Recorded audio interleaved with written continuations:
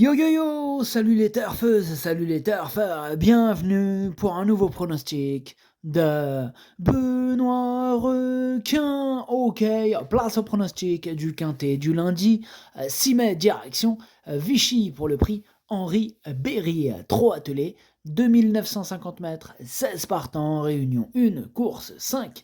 Alors il y a un rendement de distance de 25 mètres à partir du numéro 9 et l'indice de confiance c'est 3 sur 5. Cette vidéo, je la tourne avant l'arrivée du quintet de ce dimanche et je reviendrai dessus demain. Ok, c'est parti, on commence les pronostics et on commence avec le numéro 1, Commande, et on écoute l'entraîneur Nicolas Rimbaud. Commande ne m'a pas montré grand-chose depuis son arrivée à la maison. Là, je vais le courir calmement en dedans et essayer d'accrocher une 7e place. Mais avant coup, cela s'annonce assez compliqué. Il évoluera ferré avec des alus, cela va me permettre de le situer. Bon, vous avez entendu l'entraîneur, même une 7e place, ça lui paraît compliqué. C'est pour vous dire comment on peut l'oublier ce numéro 1. En tout cas, moi, je l'écarte, ce numéro 1. On passe au numéro 2, Madame of Dupimira, et on écoute Jean-Charles Piton. Madame of Dupimira n'avait pas un bon programme et j'ai voulu la courir sous la selle, mais elle n'apprécie pas cette spécialité. Même si elle s'est montrée fautive à la fin, sa dernière course lui aurait fait du bien. Elle a l'avantage de partir au premier poteau et d'être à l'aise sur ce genre de tracé. Je compte sur elle pour terminer dans le quintet. Alors, ce numéro 2, lui non plus, je l'ai pas retenu. Par contre, à la différence du précédent cité, ce numéro 2 est quand même chef et capitaine, s'il vous plaît, de ma petite liste des possibles casseurs de tickets repérés. Donc, attention tout de même. On enchaîne avec le numéro 3, Forever Marancourt. Alors là, on n'aura pas les commentaires de l'entraîneur, c'est Pierre Callier qui est parti pêcher tout seul. Amuse-toi bien tout seul. Alors ce numéro 3, lui non plus, je l'ai pas retenu et il est à l'arrière de ma petite liste des possibles troubles faits. On enchaîne avec le numéro 4, Haro d'Arche, et on écoute Frédéric Nakache. Haro d'Arche, elle enchaîne les belles performances à main droite depuis plusieurs mois déjà. Il est brave et sérieux, il a gagné en amateur le Grand National de Lyon-la-Soie et revient cette fois en professionnel. L'opposition n'est plus la même avec des clients au second poteau, notamment. On monte de catégorie, mais il est au mieux, il faut tenter. Une 4/5e place me satisferait pleinement. Alors, ce numéro 4, lui non plus je l'ai pas retenu, par contre c'est lui mon gros regret, c'est lui mon cheval de complément en cas de non partant, donc attention, possible cassage en vue. On enchaîne avec le numéro 5, Granit Paco, et on n'aura toujours pas les commentaires de l'entraîneur, toujours le même, Pierre Callier, qui est parti, on l'avait dit tout à l'heure, il est parti pêcher tout seul, amuse-toi bien. Bref, ce numéro 5, lui, je ne l'ai pas retenu. On passe au numéro 6, Hibou d'Herpion, et on écoute Franck Leblanc. Hibou d'Herpion, il réalise un très bon début d'année et a bien gagné dernièrement à Bordeaux. Nous avons pris notre temps et il se retrouve en retard de gain. C'est exclusivement un droitier. La piste de Vichy va donc lui plaire. Il est bien engagé au premier échelon et je pense qu'il a encore un peu de marge. Il y a de l'opposition au second poteau, mais sa place est dans le quintet. Il est confiant, Franck Leblanc, avec son hibou d'Herpion que j'ai retenu, qui me plaît bien, que j'ai mis 6e. On passe au numéro 7, Héros d'Yvel, et on écoute Michael Cormy. Héros d'Yvel, il a bien tenu sa partie à hier, alors qu'il n'avait pas été revu depuis 2 mois. Il n'a qu'à répéter ses valeurs de l'année dernière à Vichy pour disputer une petite place. Là, je le défère des 4 pieds. Il démarre pas très vite. Par contre, ensuite, il est dur et volontaire. Il peut compléter l'arrivée, même si pour le podium, ce sera compliqué. Il le reconnaît lui-même. Il cherche même pas à taper dans le podium. Par contre, une petite place n'est pas interdite. Ce numéro 7 n'est pas un interdit, attention. C'est un regret pour ma part. C'est mon 2e cheval de complément en cas de non partant, attention. On passe au numéro 8, Harlequin, et on écoute Guillaume Richard Huguet. Harlequin, il a montré qu'il revenait très bien lors de sa dernière sortie à la soie. Il a terminé de belle manière. Il découvre un engagement idéal en tête. Il a bien travaillé en vue de cette course. Il est capable d'aller de l'avant si besoin.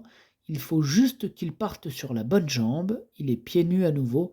Il évolue un peu en retard de gain. Bah, ce numéro 8, moi je l'ai retenu. Bon, c'est pas un coup de cœur, hein, mais bon, c'est vrai qu'il peut terminer à l'arrivée à l'issue d'un bon parcours.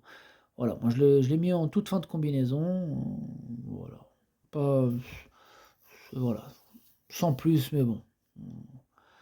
J'ai choisi entre le 4, qui était mon gros regret, et le 8.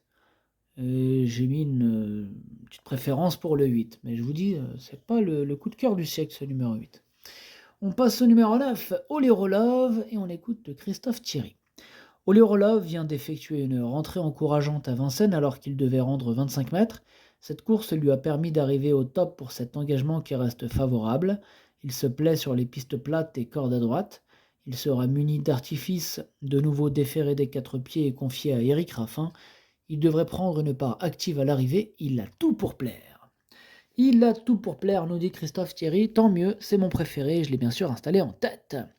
On passe au numéro 10, Baia del Circeo, et on écoute Vitale Ciotol. Bonjour Vitale. Vitale. Si, ciao. Baia del Circeo, il n'a jamais pu s'exprimer dans la ligne droite la dernière fois alors qu'elle possédait beaucoup de ressources. Cette course lui aura fait du bien au moral. Elle va courir pour la première fois sur un tracé à main droite, mais elle a bien pris les tournants à l'entraînement.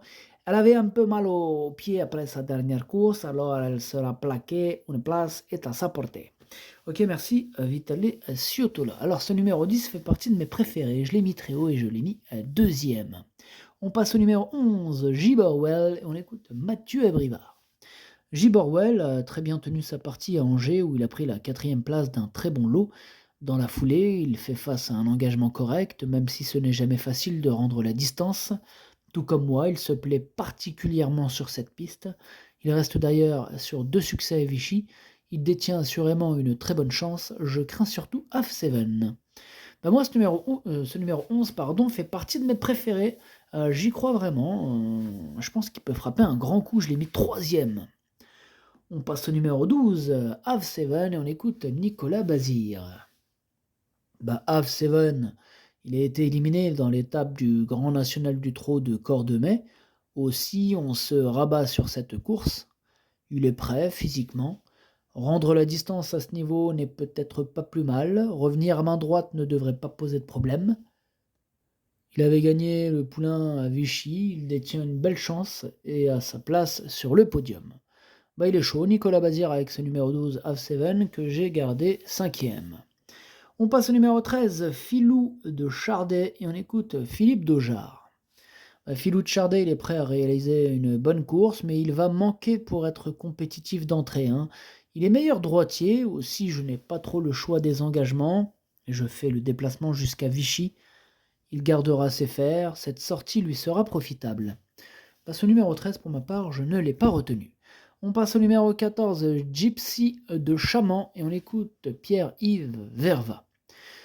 Alors, Gypsy de Chaman, il a fourni une excellente fin de course dernièrement et a échoué de peu face à face à Gold Star, qui a pris la 3e place du Grand National du Trot à Cordemais depuis. Elle est restée au mieux et aussi performante à droite. Bon, ce n'est jamais facile de rendre la distance. Le lot est bien composé, mais elle est capable de finir très vite. Je me déplace avec des ambitions.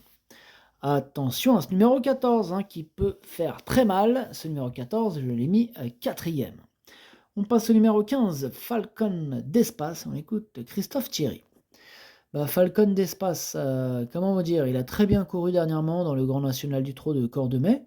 Il s'est retrouvé bloqué derrière un rival sur ses fins dans la ligne droite alors qu'il possédait des ressources. Romain Huet n'a pas touché aux artifices. Il a désormais 2 courses dans les jambes et va se présenter au top. L'engagement est idéal, il excelle corde à droite, tous les feux sont au vert. Tous les feux sont au vert, nous dit Christophe Thierry, il est donc chaud. Moi ce numéro 15, je l'ai gardé, mais plutôt en bout de combinaison. Et on termine avec le numéro 16, Espoir Deschamps, et on écoute Philippe Daujard. Encore une fois. Espoir Deschamps a montré à Reims pour sa rentrée qu'il avait besoin de courir. Ici, il est bien engagé au plafond des gains et a déjà réalisé de belles choses à Vichy. Cela dit, il va lui falloir encore 1 ou 2 parcours avant d'être compétitif. Bon, vous avez entendu Philippe Daujard, ne soyons pas plus royalistes que le roi. En tout cas, moi, ce numéro 16, je ne l'ai pas retenu, mais il est en plein milieu de ma petite liste des possibles troubles faites. Question de feeling. Le pronostic, ça donne 9, 10, 11, 14, 12, 6, 15, 8. Merci d'avoir suivi cette vidéo. N'hésitez pas à mettre un pouce bleu si la vidéo vous a plu. Pour accéder à tous mes tickets pour la course du Quintet, rendez-vous directement en description de la vidéo. À jouer avec modération. Bonne chance. Chopez-le moi. Ciao.